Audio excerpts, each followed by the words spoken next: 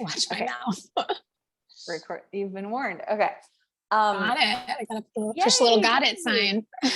I'm so excited to invite you onto my podcast. This is officially my second episode since my my little sabbatical. That's awesome. It's so good to see you again. Totally. So you have been doing some things since last we spoke about the things you have been doing that are new to me. What is, can we start with what crystal reading is? Because I have to know. But I might have to go back a little bit to tell you what Theta Healing is, because so when I last saw you, you did breath work with me. Yeah. Mm-hmm. Yeah. And then a few months later, I started learning Theta Healing. Do you know what Theta Healing is? No. Okay. Well, we could talk about that. Yeah. And okay. And then because it's through that Theta Healing training that all of a sudden I'm like, whoa, like all of this stuff started to open up. So Theta Healing is, you will love this. It's like quantum healing. It's very non-dual, right? So the person who's the Theta healer, we have to understand that we're always working with two frameworks. One is that there are 4 belief levels that every person is holding simultaneously. And so this is why Theta Healing is so effective, because it helps change beliefs on all 4 belief levels.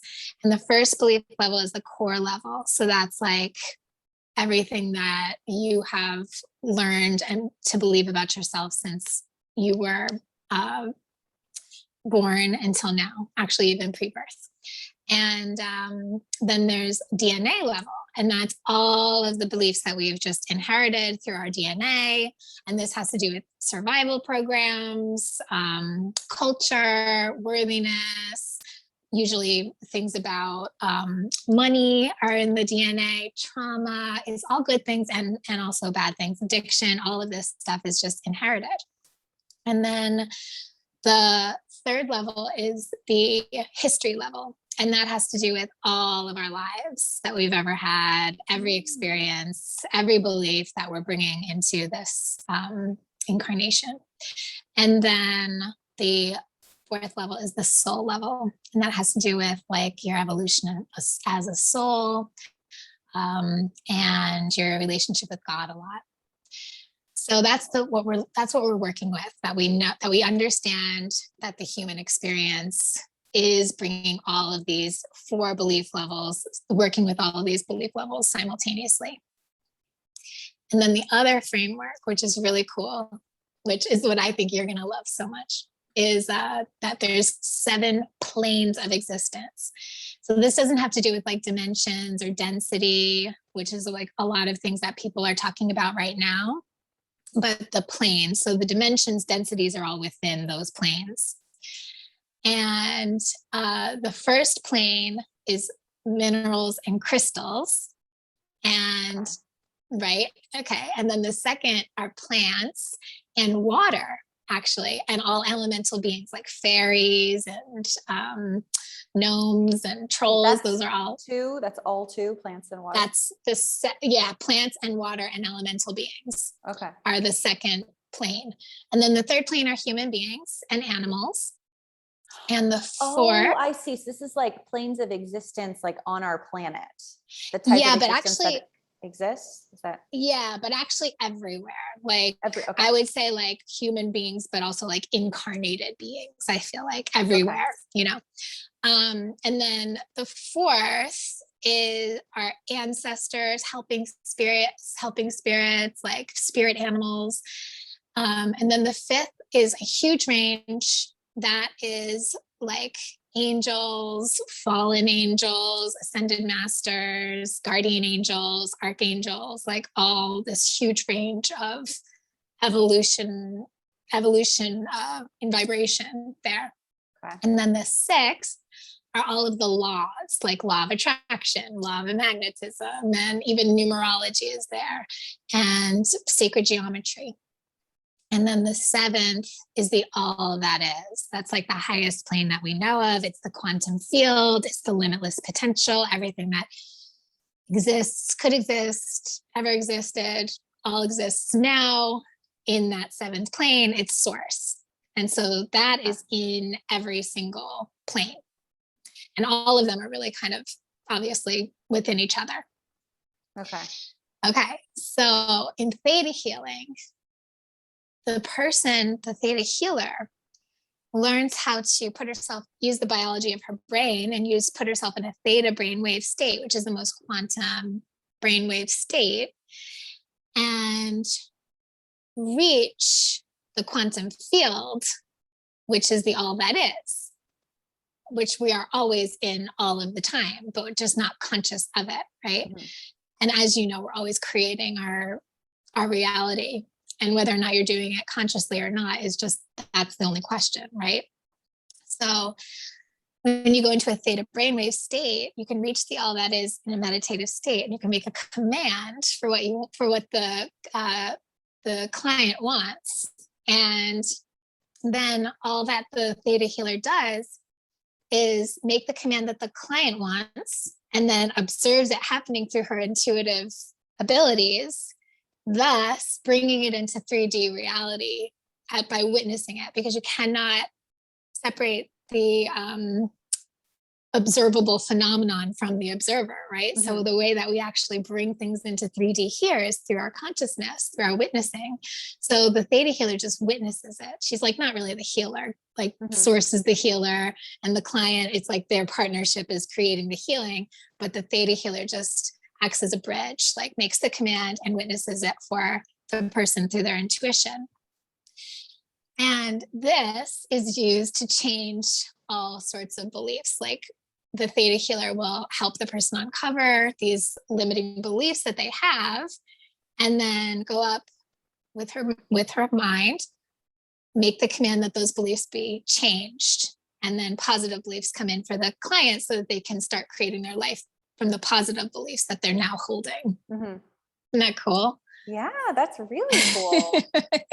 It is really cool. I want to back up a little bit, because that was like a lot and really cool. And I'm sure that was totally new information for me. So thank you for sharing that with me and with everybody that's listening. You think I got totally lost everybody? No, not at all. No.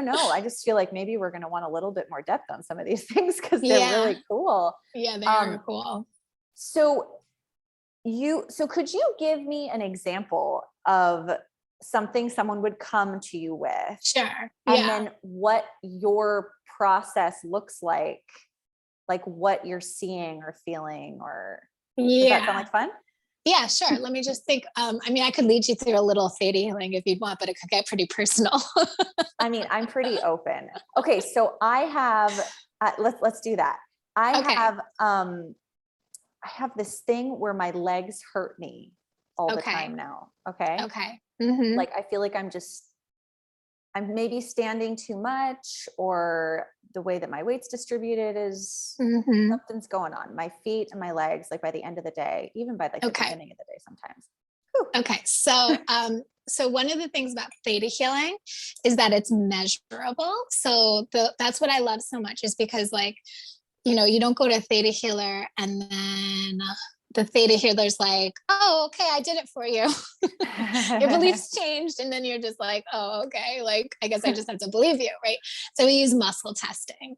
Okay. So the way that we muscle test, and hopefully you're very hydrated, is that your muscles stay, it's kinesiology, you probably know about it. Your muscles stay strong when you say a truth. And it's not an ultimate truth. It's a truth for you. Okay. And they go weak when you say of something false. So in order to find beliefs, we use muscle testing, because like I said, there's the 4 belief levels. So sometimes we're holding beliefs that it doesn't make any sense that we even have. So we muscle test. Okay, yes, I'm holding that belief.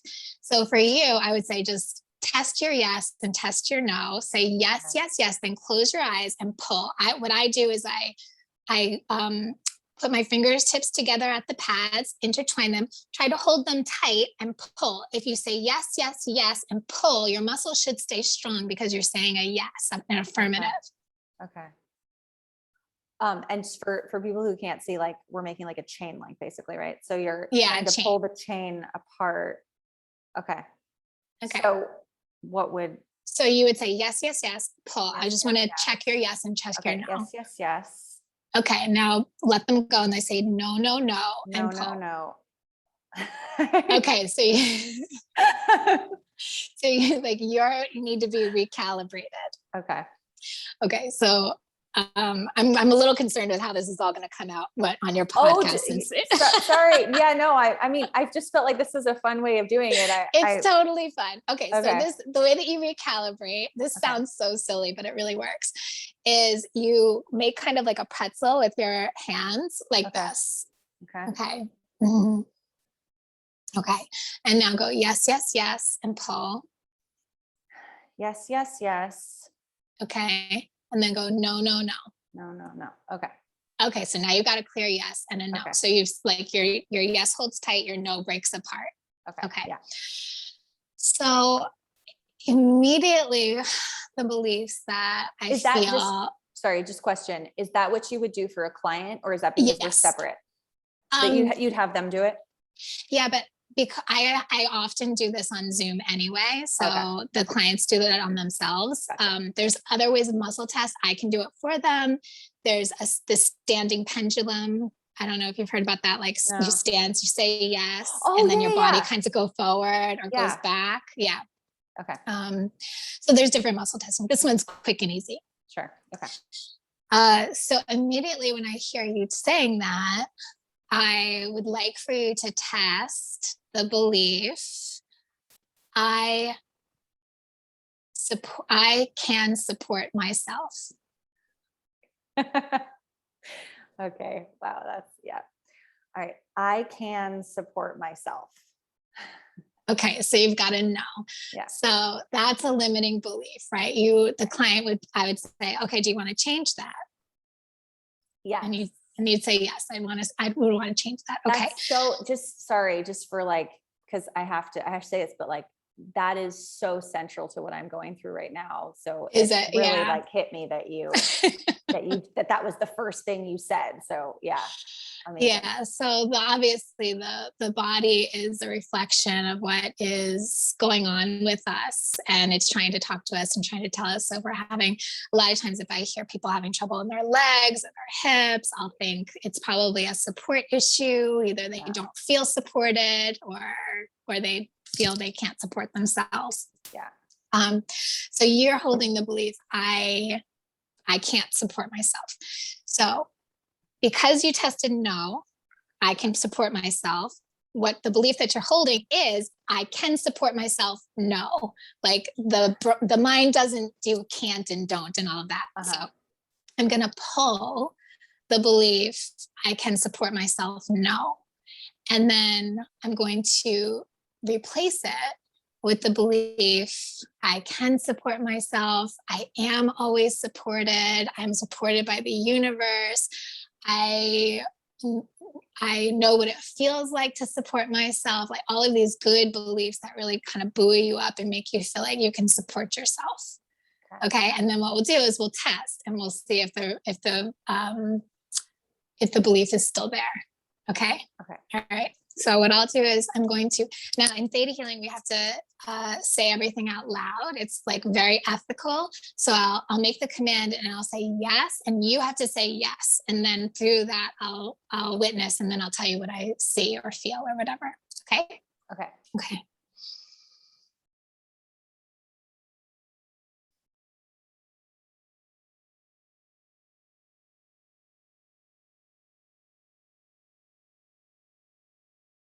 Creator of all that is, it is commanded that the belief I can support myself, no, be pulled, canceled, cleared from all belief levels except for the history level where it will be resolved, sent back to Creator's light for transformation. All regrets, resentments, rejections, and grudges associated with this belief will be pulled, canceled, cleared, and resolved as well. And all soul fragments belonging to Porter associated with this belief will be washed up in Creator's light and returned to her. In its place, we will download into all belief levels, every cell of Porter's body and every area of her life, the beliefs and feelings. I can support myself. I am always supported. I am supported by the universe. I am always connected to the creator of all that is. I know what it feels like to support myself. I know how to support myself. I know when to support myself. I know when to ask for help to support myself. I know when to allow assistance. I know when to allow myself to relax and let abundance flow in the highest and best way with ease and grace. Yes? Yes. Okay. In the highest. Thank you. It is done. It is done. It is done. Show me.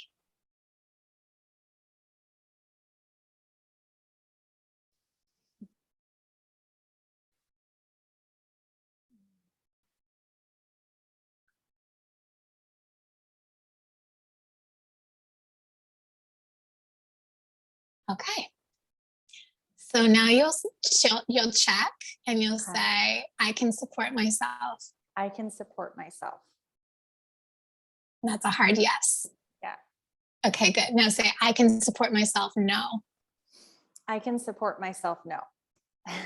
Okay, good. So that's a double negative, which means it's a yes.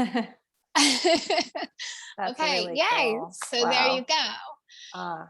So the way that I witness it for people is I'm very clairsentient. Like I don't have a very, at the moment, I don't have a very refined clairvoyance. I'm like constantly like, open it up. Cause I think I would like to have a more defined clairvoyance, but I feel everything mostly. And I hear a lot.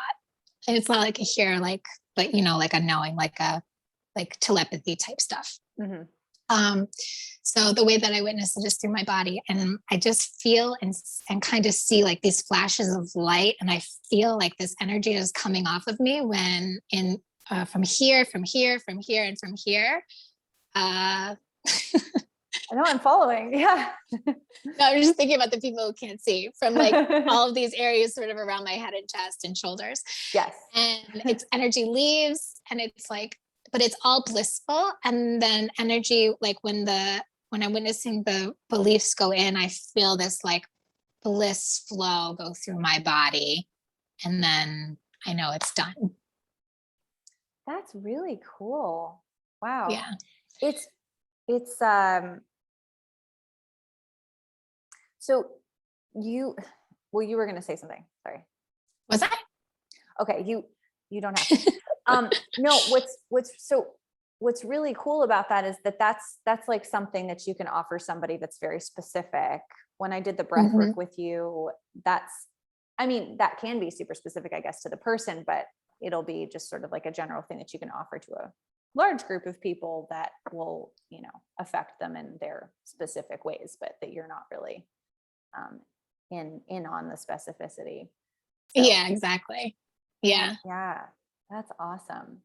Thanks. Yeah, it's really cool. And because it's quantum healing, you can really think out of the box. Like there's just like nothing is really impossible with it. It is, if the client believes that it's possible, like I've had people have some pretty cool things, like with this one person from the Joshua group, like she's had these like digestive issues forever, and we just like commanded that some trauma be cleared, and she's had like no digestive issues now. Oh, and it's just because she just believed that it was possible. Yeah. Do some people surprise you with their beliefs? Like, are there things that you wouldn't have been able to believe? Is that an example? Or no, I mean, well, yes, sort of. Like I feel like I believe, but I also am looking for confirmation still, Yeah. like, so if I don't get the confirmation, I might be like, well, I don't know, like, but so it's nice to get the confirmation. But it's opening up a lot of my, faith. I mean, I've always felt like a pretty faithful person, but Theta Healing's really taking it to a new level because I can see that the more I practice it, the more I feel connected, like there's no space energetically. The more I trust my intuition, the more I just kind of can feel that I get confirmation that what I'm feeling is, connected to what the other person is feeling. And so it's really strengthening the non-duality that I'm always seeking. And so it's really lovely. That's really cool. And for those of you that don't know, which is probably most people, like when I first met you, you were doing something very different, and you were Right. like you knew you wanted to do this, it seemed like, but you were like stuck in the Right. I was a world. teacher. Yeah. Yeah. I was like the same as you. Like, I just didn't feel like I could support myself. I didn't think that, I could, trust my intuition. I didn't, and it's still a practice there. And every time it's funny, like, you say that about your legs and I go right to that belief, but because of the non-dual thing and the law of attraction, I often, most of the time, find that everybody I ever work with, I have a shared belief with, and that's because I'm attracting people that want to heal what I need to heal as well. Interesting. Yeah. Yeah. Yeah. Life can kind of continually presents us with like new ways to view those beliefs too. Like I wouldn't have thought I don't know, like just I've been living a long time and I have different examples of supporting myself, but not in this specific way right now. And it has been kind of a source of stress for me. My body feels really good, by the way, like right now from that. Yeah. Oh, good. Yeah. Yeah. Yeah, good. And if there's nothing, the physical is always a reflection of the emotional. Yeah. Yeah, my mom, I actually grew up believing that. My mom would constantly tell me that, but she didn't really know what to do about it. She Right. recognized it, but it was sort of like, well, so get over it. Right. That's not really what she did. But like that was kind of, it was like that's all I can offer is get over it, Yeah. So I'm or so just like grateful. stop believing that. Yeah, right. Stop feeling that way. So it's nice to have it's nice to have so many modalities. Speaking of which, you were gonna tell me about crystal reading, and now that we know about theta healing, right, we can understand it better, I guess. Yeah, I can explain a little bit better about how I discovered it, because I was going through the advanced theta training, and my instructor was like, okay, so all of those 7 planes that I told you about, they all have healing potential and healing properties. So he had us connect to each plane.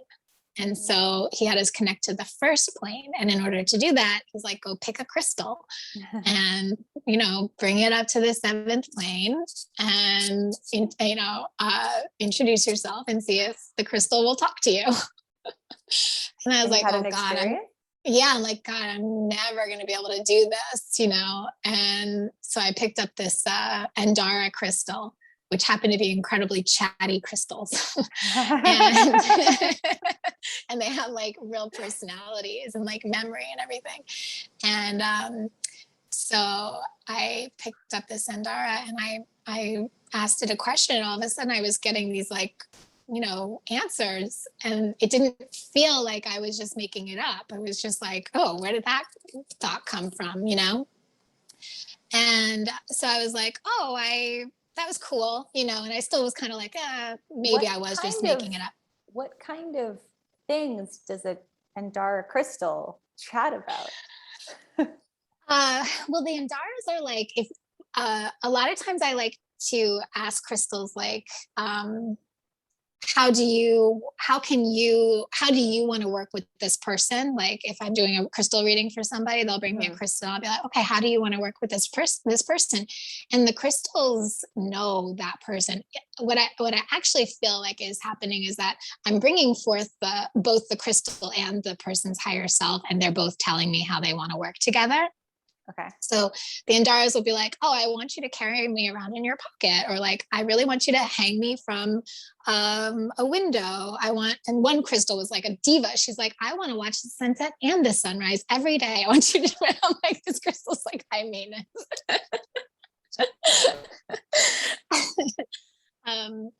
Others are like have very specific meditations that they want people to do with them, or they want to support them in a very specific area of their life.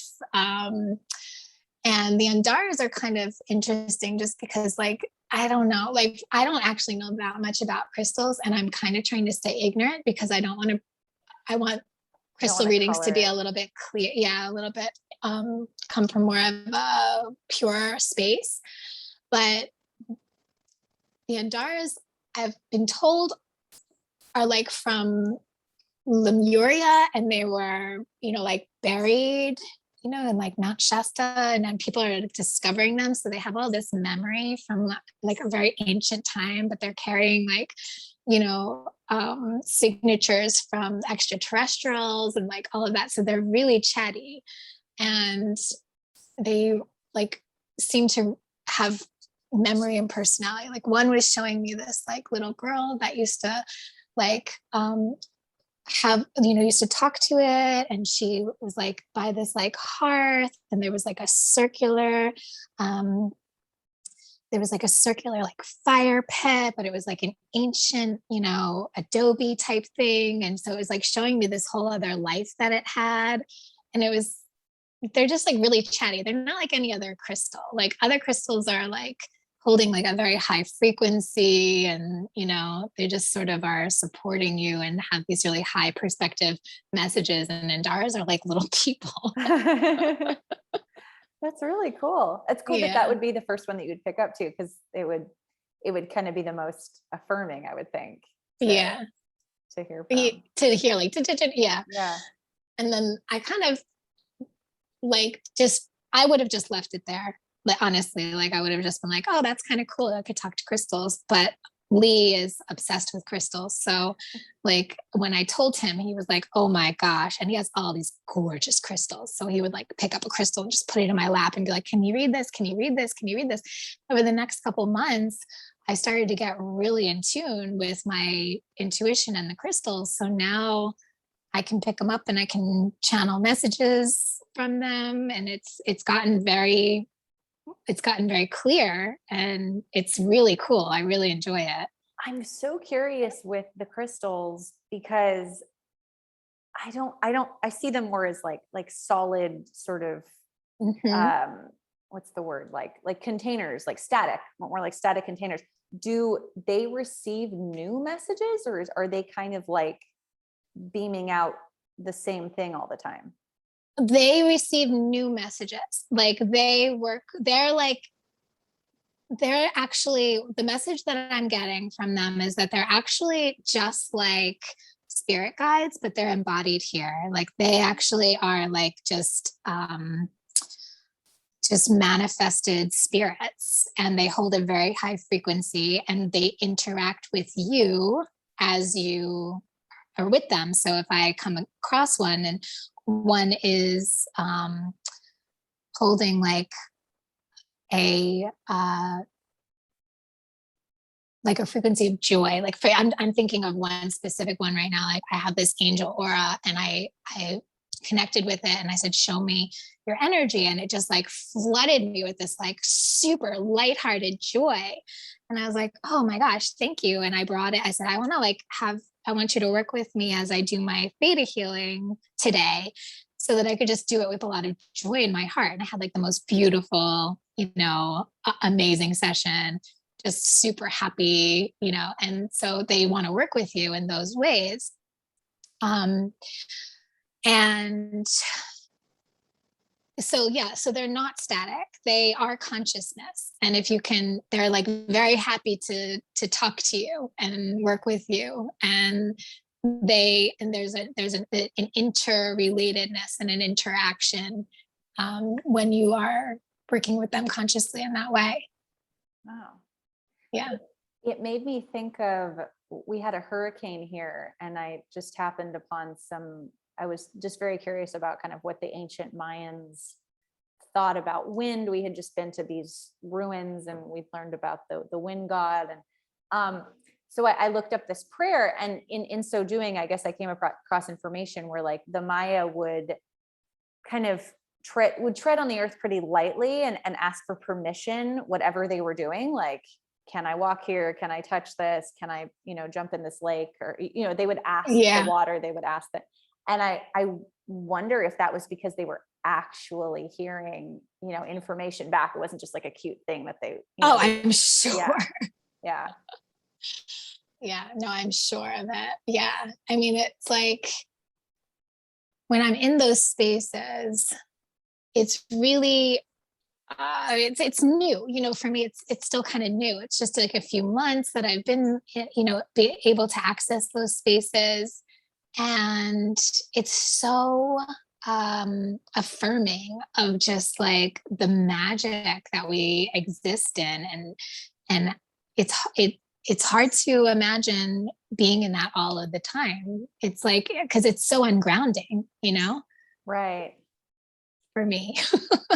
Are you used to being super grounded? Are you like a Mama Earth kind of? No, I'm not used to being grounded at all. I'm used to being ungrounded. I've been learning over the last year to be more in my body and more grounded. And that's been essential for me for like my anxiety and my well-being and everything, and healing trauma, and all of this has been amazing for me. But when I go into but I'm very happy and comfortable to be in those super expansive spaces. But I cannot seem to like live grounded on this earth and also super expanded. Like I'm just sort of one or the other. Yeah. I also have kind of an extreme personality that way. Yeah. It's interesting because I've been meeting a lot of women who are like much more rooted, like much more grounded. I find I'm like seeing examples of this. Yeah. So, what does that inspire in you? I think I'm learning to be more comfortable with that space, because I have a little bit of a fear of being that grounded because of an experience that I had with hypothyroidism where I couldn't get out of bed. And so to me, like the only experience, I guess, of being super grounded is like being super lethargic. Oh yeah. So, and I was a little bit overweight.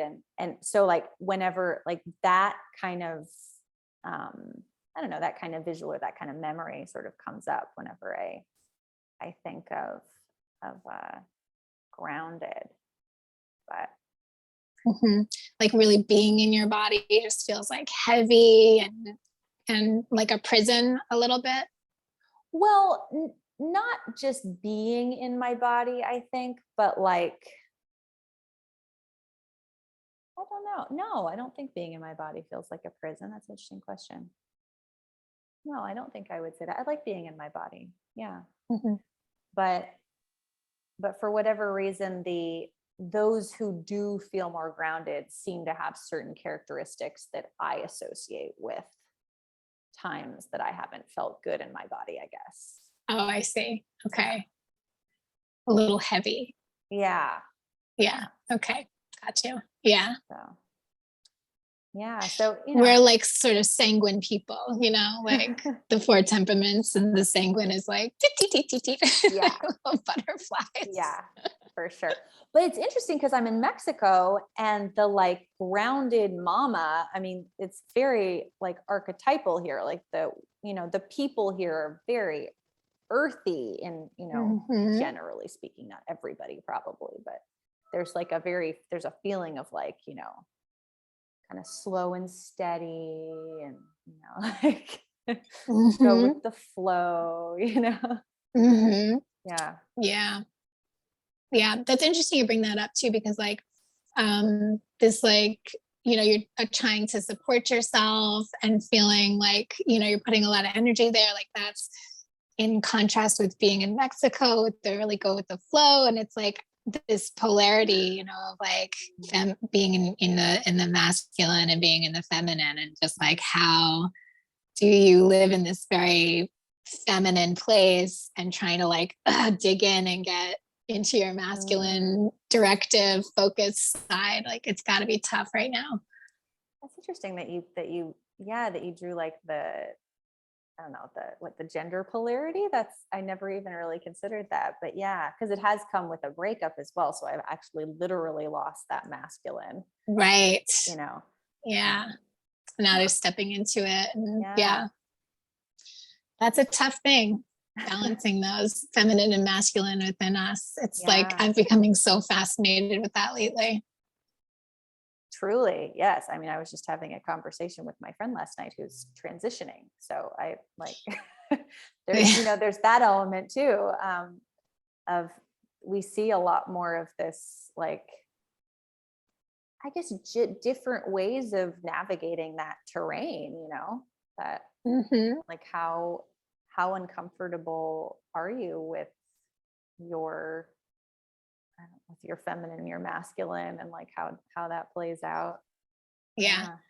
And the divine feminine, the divine masculine, like we both are always embodying that. Like and we can't just be one or the other. And I'm kind of like in the same boat as you right now, where like I've been really rediscovered and like learned to like really relax into my feminine. But then when it requires me to go into my masculine, like build my business, I'm like I cannot seem to like make that transition. It's so hard. Yeah. It feels so good to be in the flowy feminine. Yeah. The divine feminine is like, it's just so blissful there, Yeah. Yeah. I think the key for me has been just doing the easiest things that are masculine, like the least amount necessary. But still, I was talking with Grace actually. So Genevieve and I are part of this mastermind group, which is kind of how we connected in this forum podcast, because I offered everyone like, come on my podcast, it'll be great. I'm starting it again. But I was talking with Grace about this yesterday because Facebook was down and nobody got the link, and we were the only two people on the call. And I don't even know what I was going to say. I gave so much intro about that. You were going to say doing the easiest things. Oh yeah, is that I had this epiphany while I was on this call. I was like, that's why I'm anxious. I'm anxious because I'm not fucking doing the things that I know I need to be doing, like for my own well-being, not even for like money but like there are things that I need to put forth into this world, and I'm relaxing instead, and it doesn't feel very relaxing because it's making me anxious. You know what I mean? Yeah. And by the way, I forgot to do that Theta Healing on your limbic system. So I will offer that to you. Oh, thank you. Sure. Well, it's funny because I actually felt this like wave of, I think just like knowing that like somebody was I didn't even know if you had or not, but I was like, I felt very good for a little while. The intention is key. Sometimes people like are releasing beliefs even as we're talking. Like it doesn't always require a Theta healer to, you know what I mean? If you're ready to let go, or you're calling forth, the creator is like, yeah, sure, we got it. Right. I mean, thank God. Thank God. Yeah. Do you? Yes. Go ahead. Yeah. Do you want to talk about your breath work? Because it's pretty cool. And we haven't really. Yes. Oh my gosh. I really do want to talk about breath work. Like you said, it's like, Theta healing is like, it really has turned into more like a therapy type of a practice. Like, I talk to somebody and they just talk about what's going on in their lives. And it's very easy to just take any sort of manifestation event or something and just find limiting beliefs and help them release it. And that is really good for the conscious mind to notice patterns, consciously choose what beliefs you want so that you can empower yourself going forward and create the life that you want to create. Breath work is a totally different modality. And I feel like they work together so well, because in breath work, you are flooding your body with the life force, with the infinite intelligence, with unconditional love, I mean, the highest vibration that there is. And it's finding all the places where you're holding trauma, where you're holding like lower vibrational consciousness, grief, anger, untrue beliefs about yourself, unworthiness, those types of things. And it gets it out, and people have physical sensations and emotional releases.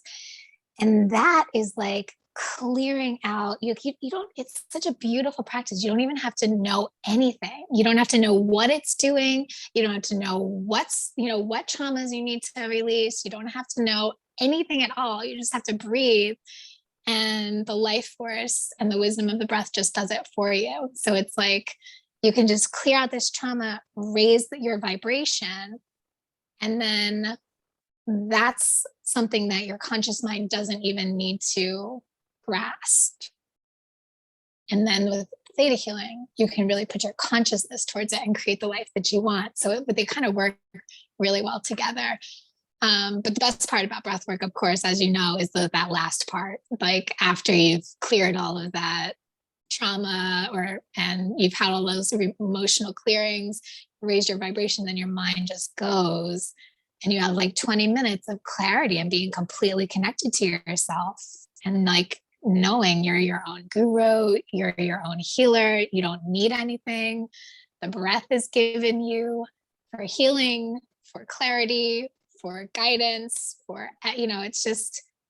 it's my favorite practice. Like, for me, I just feel like everybody needs to do breath work, because you don't have to subscribe to any kind of dogma, religion, belief. You don't have to do anything. Just breathe, and you just heal yourself just from the breath. Right. And everybody believes they can breathe. I mean, that's right. And you can't do it wrong. Like, you really can't do it wrong. You can breathe, you can do it. Although everybody thinks they can't breathe 30 seconds into the practice, because it feels like it's going to be like so hard. Like, I can't do this. But they can. Yeah. It's pretty, it can get pretty tough. Yeah. Oh, it can be so intense, but it's so worth it, and it's like that last 20 minutes is such a payoff. People have the most blissful, most beautiful realizations, experiences, learning. So amazing. It changed my life. Like, I've done so much breath work, and it has been so miraculous. Like, to just it has been the thing that allowed a complete shift in perspective and paradigm for me. Like, I do not live in the same world that I lived in before I started breath work. Yeah. And I certainly did not have any of this trust in my intuitive abilities, and everything was really shut down within me. So that's been really beautiful too. It's allowed me to become more of who I am and do the work I need to do here. And I don't know, it's just been like the most beautiful gift of my life, which is why I offer it. So thank you for bringing that up. Yeah. How long have you been doing this particular breath work? Mm-hmm. So I found it in my 20s, actually, like my early 20s. But I was like, I already was on a spiritual path, but I was like such a mess, and I didn't really I wasn't committed to the spiritual path. I didn't even know what the spiritual path was. I just knew that, like, I believed in spirit, and I needed a spiritual solution and all of that.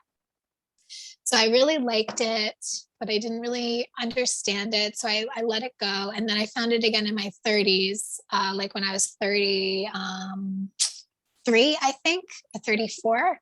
And then I just started, like, I was committed, like I was doing it. I've been doing it since then. So I'm 40. 6 years. Yay. I just turned 38. Oh, okay. Happy birthday. Thank you. Do you do it like what is the frequency with which you do it, or we recommend that other people do it? I recommend doing it more often when you start doing it, because there's a lot to clear and Okay. there's a lot to discover. And By the way, I want to mention, like, we're not talking about like sitting and taking deep breaths when she says breath work. Like, this is yeah, like a very intense, I'm just in case that wasn't clear. I mean, you can learn more about it on her website, and I'll share the links. yeah. So Yeah, it's a but- really intense practice, and it's like, yeah, it's not like, okay, breathe in by 4, breathe out by 8. No. right. I'll just tell everybody, it's a circular breath where you really exaggerate the inhale and then you let the exhale fall. So it sounds something like this. And it's really important to do it with a facilitator at first, because your ego mind needs to feel safe when you're doing this, and also you will give up if you don't have a facilitator there, because I would keep you breathing like that for 40 minutes and the ego mind would want to give up after 30 seconds. But the breath takes over. So that's the other thing, is that not to discourage people who try that and go, oh, that's tough. The breath takes over after a few minutes and it just starts to breathe you. So you just go along for the ride. And the ride is so wild, and it's never the same. People have all kinds of physical experiences, all kinds of emotional experiences, and all kinds of spiritual experiences on it in that journey. It's kind of like a alternative to plant medicine for people who have like done like psilocybin, or even like the heart opening medicines. People can feel incredibly euphoric after, and have sort of like, even it sometimes even does release DMT, so that people get a lot of visuals, and so it's really an extraordinary thing. I forgot where I was before we so you're talking about the frequency with which you would recommend. Oh, right. I definitely recommend doing it more often when you're first starting. Like, I mean, let's say I did it once a month because that's when it was being offered in classes. But I also did 4 retreats for myself, and the retreats, like, they're 4 breath works in a row. And it's a totally different way to breathe when you are doing it that way. Like, the effect is so different, because or in a row, like one day, or like one a day? No, over 4 days. Okay. So once a day, 4 days. And the reason it's so crazy when you do it that way is because, like, after you've done breath work, your vibration is really raised, and it stays, like, you stay at this pretty high vibration for a few days. So you're at that vibration, and then the next day you breathe, you're already at a higher vibration. Then you raise again, and then again, and then again, and in that raising, you're also expanding. So by the time you've done this 4th breath work, you are so expanded, and all of the experiences are building upon themselves. So, like, what you started with is kind of like, oh, a realization of maybe something that you need to release or change or look at. And by the 4th breath work, you're like, for me and for a lot of people, it's like you are firmly on a new path, or like a new understanding, like a completely new elevation in your life. For me, every time I went to a breathwork retreat, I was like, had such clarity that I made like significant changes in my life within, like a week of coming home. Yeah, it's amazing. Yeah. And then, not changes, like, not erratic ones, coming from a place of such deep knowing that it was the right thing for me, and such deep courage, because you have such an understanding of how the universe is supporting you. You have such an understanding about your path and everything that happened and the why. And, like, it's just such a an all-encompassing like yes, like just this yes for your life, that whatever changes you make, you just know it's the right thing. It just comes from a place of knowing, not because anybody else told you, just because you breathed and you got there. It's a really nice feeling to know in that way, and not to have to get confirmation from other people or shop around opinions and all of that. Yeah. Yeah, that's exhausting. And ineffective. Yeah. I'm also learning. I'm a Libra. What sign are you? Aquarius. Aquarius. So double Aquarius. Okay. I don't know that much about astrology, but I'm realizing how this plays out in my life is that I can see so many possibilities, and I balance everything out. I'm like, oh yeah, I could do this, or I could do this, or I could do this, or I could do this, Yeah, that's exhausting. That really is. You have like 10 plans for any eventual outcome. Yeah. It's crazy. And I was married to a Libra too. And so between the two of us, oh my gosh, every decision is like, we're trying to plan a trip to, with the boys to Mexico City. And it's like, it could be this Airbnb, or we could stay in 2 hotel rooms, or it's like, yeah. We could go for 4 nights or 5 nights. Yeah. That does sound like really exhausting. Yeah. That's when like your empathic nature is like perfect, right? Because you can just be like, okay, I need the full body yes. Like I need the confirmation through my body. Yeah. Just tell me which one, right? Yeah. Your mind is never going to get you there. Right. Yes, that is becoming abundantly clear. So that's making that work very necessary. But yeah. Thank you so much, Genevieve, this was so cool. I had no idea you were going to take us through a Theta Healing and like explain so much of what you do. Can you tell everyone how to find you and like what you're offering currently in the next few weeks? Yep. So I'm my website is GenevieveSolomon.com. And I have on there breathwork, Theta Healing, and crystal readings. We're also doing in-person breathwork groups for anybody in my area, which probably very few people, but breathwork at the barn. So you can find, if you're close by, you can find. Where are you? I'm in New Hope, Pennsylvania, and breathwork at the barn is in Doylestown, Pennsylvania. And that's bi-weekly breathwork groups. And I also have on there some of my writing, some of my blog stuff you can find on my website as well, and read a little bit about how I, kind of take everything in my life and learn from it. A really beautiful blog posts. Yeah. Thank you. It's kind of like, my intention of that is kind of trying to show people how their stories can really elevate them rather than just be their stories, of like trauma. Trauma doesn't have to just be the story of what happened to you, but the story of how you changed and grew, So yes, thank you for having me. And it was so cool to talk to you and talk about the crystals. And if anybody wants a crystal reading, you can bring your own, or I have plenty here you can choose from and just get messages from the crystals. That's so cool. Wow. Yeah. All right. Well, thanks you guys for listening, and we'll catch you in the next episode. Bye. Thanks. Bye.